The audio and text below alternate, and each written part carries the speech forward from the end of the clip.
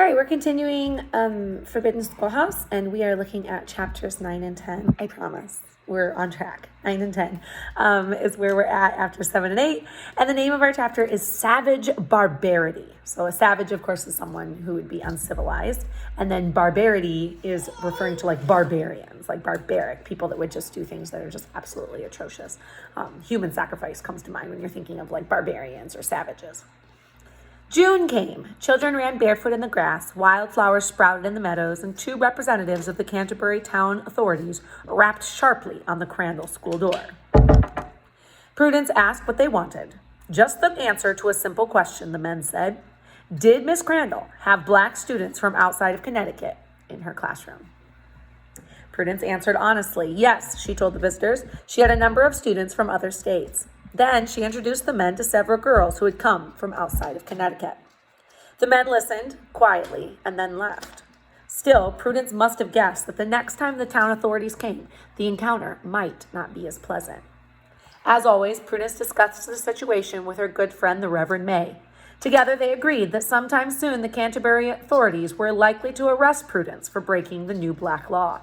The question was, what to do when it happened? Should May and Prudence and other abolitionist friends prevent her from going to prison by promptly paying her bail? Or should she go to jail, at least briefly, to attract public attention and show, as the Reverend May explained, how bad and how wicked and how cruel the new law really was? Oh, this is like new level bravery. This is like during the civil rights movement when we had those men, the college boys who were willing to go to that place that they were not supposed to be at and get beaten up for it. I mean, like now she's having to discuss, am I going to be arrested? Am I going to pay the ultimate price? Or we're going to actually start experiencing some of these punishments to further our cause? After reviewing the options carefully, Prudence and Samuel May made their plans. It was lucky that they did, because only a few days later, on June 27th, there was another visitor at the Crandall door. This time, it was the Canterbury deputy sheriff, and he had a warrant to arrest Prudence Crandall for the crime of teaching colored persons who were not inhabitants of any town in this state. It was exactly what Prudence and May had expected. When she saw the officer, Prudence stayed calm. She did not protest. Instead, she quietly accompanied the deputy to the house of the local magistrate. There, while Andrew Judson and several other men looked on, the justice of the peace, Rufus Adams, read out her charges. Are you guilty or not guilty? He asked Prudence. Not guilty, she replied. Her trial would be held in August. Until then, Adams said, Prudence had a choice. She could stay in prison awaiting the trial date, or she could live at home after paying $150 in bail. Prudence didn't hesitate. She had discussed this situation with May, and she knew exactly what her answer would be. In a cool, dignified manner, she told the men that she didn't have enough money to pay the bail. She would have to go to prison. This lady is so cool, like under pressure. Like she is just going to do what she has to do. Go to prison? All right, now she's caught them in their trap because they were never expecting this woman, this lady, like respectable teacher, to be willing to go to prison. Okay, so that whole, when we ask that question about being ladylike now, it's getting flipped over on end. They're like, what? Oh no, we gotta put this lady in prison? Like, Judson and Adams could hardly believe their ears. Of course, they had issued the arrest warrant. They had hoped to frighten the pesky teacher into closing her school. Key word there, hoped. They had hoped. But they'd never actually intended to send Prudence to jail. Now they were trapped. Okay, so we keep having this situation where she's doing something that people don't expect her to do, and now they're kind of trapped, like, man, we did say we would do that. We threatened. Now we've got to follow through with it, but we don't want to. Since Prudence wouldn't pay the bail, they had to put a nice, respectable young woman in prison for teaching children. Right? Can you imagine? Like the newspapers are going to have a heyday with this. That was embarrassing. It made them look cruel. And it might even make people start to feel sorry for Mrs. Crandall. Okay, so this plan is working. This whole idea of this is the civil rights movement. This is what Martin Luther King 100 years later, will tell the black people, he will say, no, don't fight with violence. Fight in a calm, dignified manner and make them do what they're threatening to do. And then the world will go, wait, what? You just arrested a teacher for teaching. That's a little tricky. Somehow Judson and his friends had to keep a way to keep Prudence out of prison. So they threatened to put her in. Now they got to figure out a way to get her out. This is hilarious. Before noon, a messenger from the Canterbury town authorities was banging on Samuel May's door. Inside, the courier gasped out that Prudence was in the hands of the sheriff and would be put into jail unless May and her other friends immediately paid a $150 bail. So now they're sending a courier to her friends. Go and tell her friends that she's going to be put in jail. They'll pay. They'll pay for this. Reverend May listened. He remembered the plans that he'd already made with Prudence. And then he shook his head. No, he told the messenger, he would not pay the bail. But sir, babbled the messenger, do you mean to have her be put into jail? Most certainly, May replied. If her persecutors, her enemies, let such an outrage be committed. There was nothing Judson and the Canterbury authorities could do now. They had arrested Prudence, and no one was willing to pay her bail. Now, like it or not, they had to put the school teacher in prison. Reluctantly, Sheriff Roger Coit escorted Prudence to a carriage and started to drive her to the Brooklyn jail. By then, news of the arrest had spread through the town, and curious people had gathered by the roadside to watch the famous Mrs. Crandall ride off to prison. What a spectacle they've created. When the carriage drew up at the 2-story gray stone jail, May was waiting. He had spent the afternoon making sure that Prudence's cell was clean and equipped with good bedding. Oh, what a good friend. That's awesome. Still, despite his work, the prison was a dismal place, and May was afraid Prudence might lose her nerve when she saw it. As she dismounted from the carriage, he leaned forward and whispered, if you hesitate, if you dread this gloomy place so much as to wish to be saved from it, I will give bail for you now.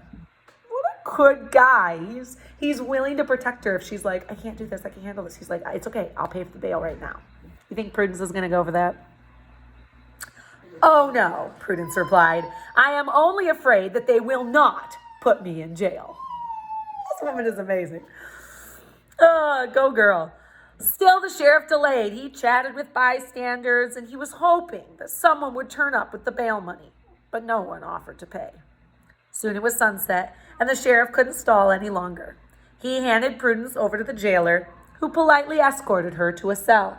But she didn't have to stay there alone. Anna Benson, one of Prudence's closest abolitionist friends, had volunteered to stay in the prison with her. Look at these friends! What a cool testament to loyalty, to friendship. One of them gets it all ready for her and is there for her if she needs it at any time. And then this friend says, I volunteer to go stay in the prison with her.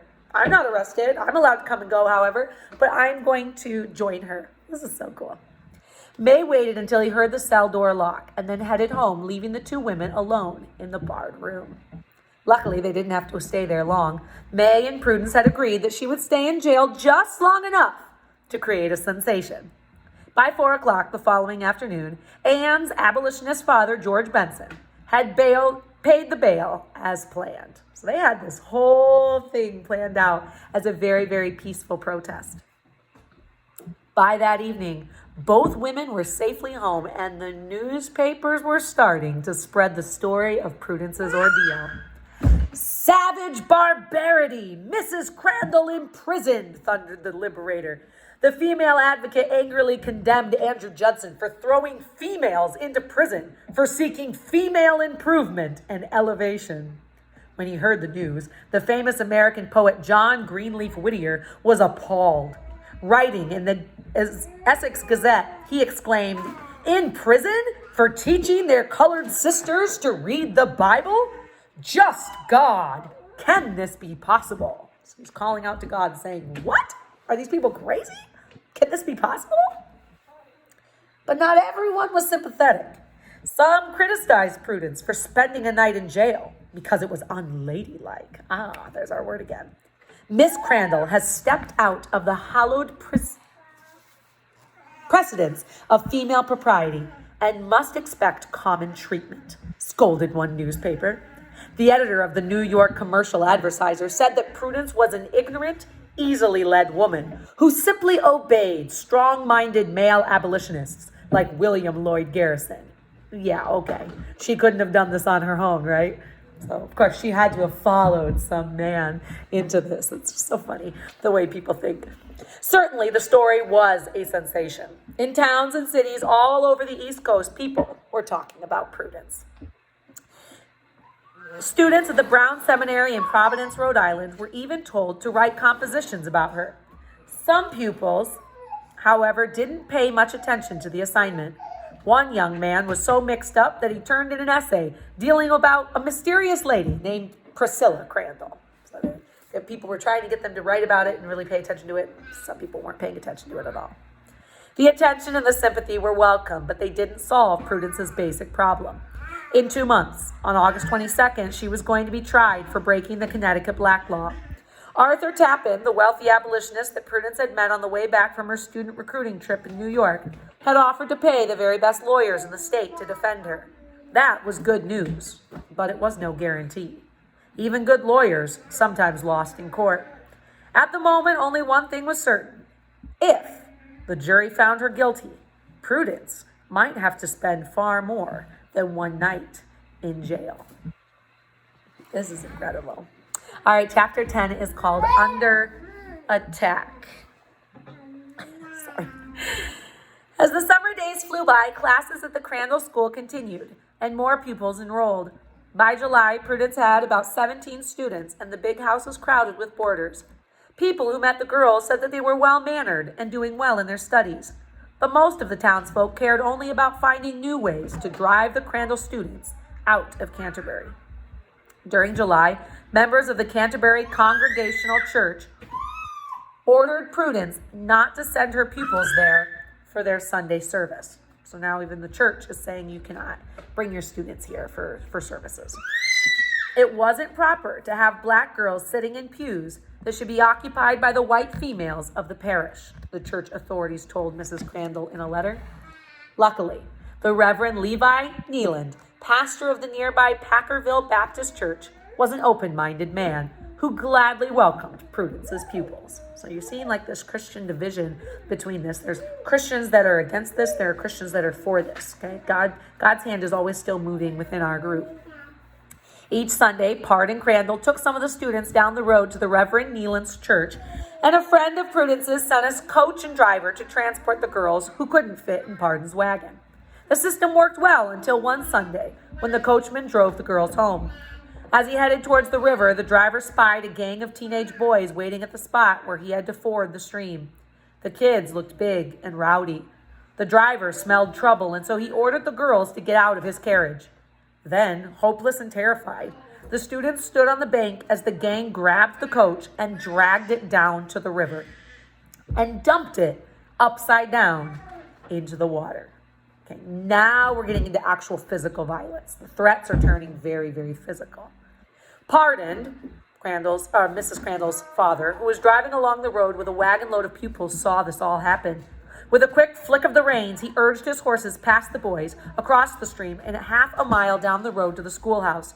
Once his passengers were safely inside, the old man drove back to the river, picked up the other girls, and helped drag the carriage out of the water. No one was hurt, but it was the last time Prudence's students visited the Packerville church. So violence, unfortunately, as a process, does work sometimes. And in this case, it kept the girls from going to that church that welcomed them. Going out was dangerous, but it wasn't entirely safe to stay in either. At 9 o'clock one night, Prudence and her girls heard a crash and the clink of broken glass. A rock the size of a man's fist had been hurled through a window pane in the school parlor. Another night, some Canterbury vandals had pitched eggs through an open school window. Prudence kept up a brave front, but the stress seemed to be taking its toll. Sometimes stress, it's incredible what the body does. Being stressed can have a physical impact on your body. People can lose their hair, they can get acne, they can be exhausted, they can actually develop an illness like an actual illness from just having this. The devil just doesn't stop bullying us when we're trying to do God's missions. In the middle of July, she came down with a fever that left her feeling low for almost a month. Still, the work went on. Prudence's sister, Almira, helped teach the pupils. Her father and brother, Hezekiah, kept on bringing supplies. Samuel May and the Reverend Neelan stopped by. Even Arthur Tappan paid a surprise visit to Canterbury. From the Reverend May, the wealthy Tappan got a complete rundown on the situation. Yeah? Sorry, hang on. What do you need? Oh my goodness. Okay.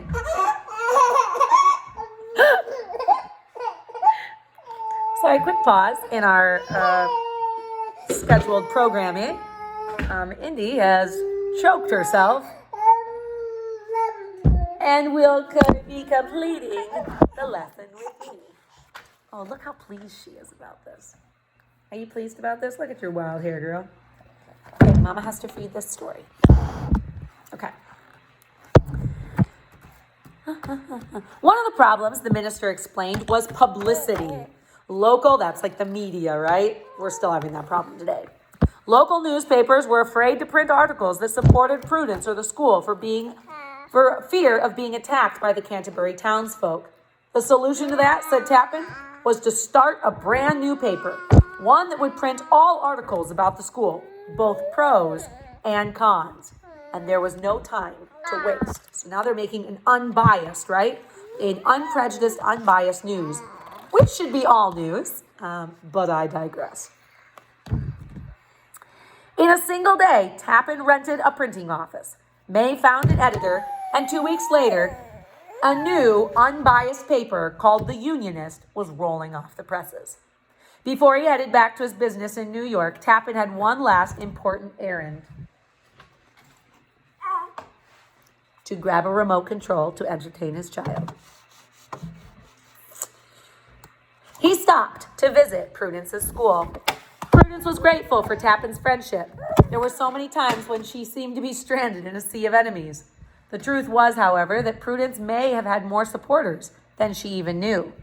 While traveling through Connecticut, a British college professor asked his stagecoach driver about the Crandall School. "For my part," said the white coachman, "I cannot see why a black skin should bar anyone's rising in the world, or what crime there can be in trying to help people improve themselves through education." Those were encouraging words, but they couldn't do much to help Prudence. Only a good attorney and a friendly jury could do that, because her trial was about to start. Here is a picture of Arthur Tappan, that wealthy New York abolitionist who had paid for her legal bills and created the newspaper to support her. All right. Woo. Lots going on with poor Prudence in her life right now. Lots of physical violence, lots of protesting going on. Today's question really concerns her decision to make a public stance, to do something very surprising and to do something very shocking for the time period, to get publicity for her event. So the question is, do you agree with the quote that any publicity is good publicity? That's like a big phrase. Any publicity or any, public attention is good public attention. Do you agree with that when it comes to events? We see this in social media a lot of times where, influencers will do something shocking or something inappropriate, and maybe it will make some people stop following them, but overall, they're kind of believing in this creed of any publicity is good publicity. And they're willing to do that because it got them, national attention or attention like that. So I want you to kind of think about that. And then the second part to this is like a two-part. Do you agree that any publicity is good publicity? And secondly of all, how does this idea of suffering for your cause and then it becoming a bigger deal match what we talk about when we talk about Christian martyrs? The Bible tells us that when people are martyred, right? Sometimes when we see this in the Roman time period, Christianity spread. We see this as God's disciples, as Jesus' disciples were crucified, when they were stoned to death, they actually ended up spreading more. It's like their belief system, their social justice issue spread faster under persecution than it did under acceptance. And we learned last year that there was such a spread. Ellen White tells us there was such a spread of Christianity going on because of the way they were being treated. The devil was afraid. He was afraid that, oh my goodness, I'm going to lose this. Everyone is realizing this. The publicity of them being killed is actually helping their cause more. And we know that Constantine, the Roman emperor, makes Christianity popular. He makes it cool. He actually makes it something you needed to do if you wanted to rise in politics at the time. And that is the immediate start of the Dark Ages, this time of great oppression of people, this time of church control, this time of heresy that starts with the Catholic Church really controlling what people believe. So how do you feel? Do you feel that good publicity, or all publicity is good publicity? And how does that connect to martyrs and doing something difficult to bring awareness and bring attention to your cause? All right? All right, say bye, Indy. You say bye-bye? Say bye-bye.